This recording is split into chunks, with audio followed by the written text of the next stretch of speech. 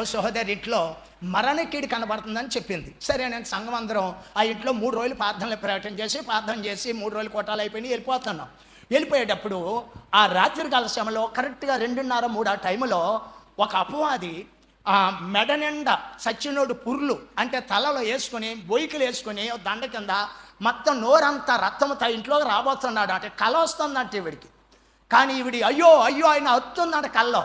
ఆ గడపకర మీద ఒక ఆయన దూసిని కత్తి పట్టుకొని కూర్చొని అంటాడంటే ఏమిటో, అమ్మా నువ్వెందుకు భయపడుతున్నావు, నేనున్నానుగా నువ్వెందుకు భయపడుతున్నావు, వాడిని రానవాళ్ళు లోపలికి నువ్వు పడుకున్నాడు.